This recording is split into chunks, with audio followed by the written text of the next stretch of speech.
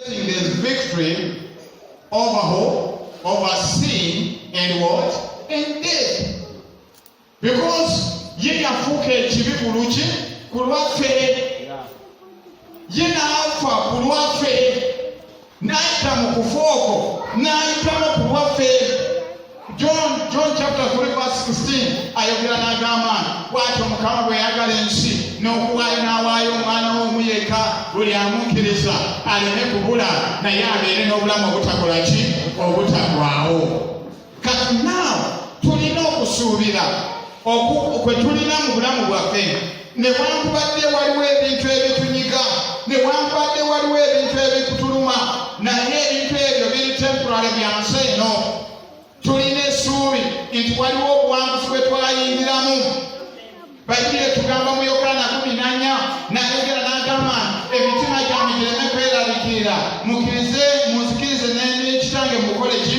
Mukkirize, kubanga ngenda kukola ki? Kuteekateeka. Yesu yeebazibwe. Ngenda kuteekateeka ebifo. Oluusi enjiri eyo tetulwawo nnyo okugiwulira. Haleluya. Nyenze kuteekateeka ebifo. Now, waliwo ebifo Kristo bye yagenda okututeekateekera.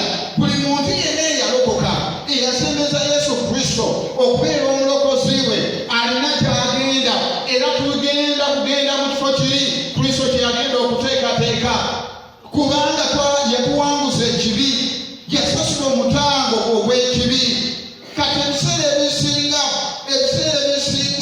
waliwo akantu ke twerabiraawo, waliwo embeera ze tuyitamu wano ne tulowooza oluusi bwe tuba nga tuyimba wano oluyimba luno, omutango yagugyawo, ebibirya byetika, ebbanja yalisasula, ekitiibwa kimuntire. Kati oli bw'atuuka ku luyimba olwo n'atuuka ku bbanja n'agamba neekanguddeyo nga b'amaanyi, eryo ebbanja ly'olowoozako eryo si lye lye twogerako. Waliwo ebbanja lye twali supposed okusasula, ng'ebbanja eryo lyaleetebwa jjajjaffe Adamu. Yesu yeebazibwe. Bwe yajeemera Mukama n'akola ebyo Mukama bye yali amugaanye okukola, n'ajeema. Bayibuli etugamba nti okuva ku olwo ne wabeerawo ebbanja lye tulina okusasula ku lw'obujeemu bwa jjajjaffe Adamu, nga ffenna tulina okusasula ebbanja eryo. Jjukira nti Adamu bw'amala okwonoona, Mukama yamugoba mu lusuku Edeni. Katonda bw'akuba originally yakola omuntu ng'ayagala abeere ne relationship naye, babeere ne fellowship naye.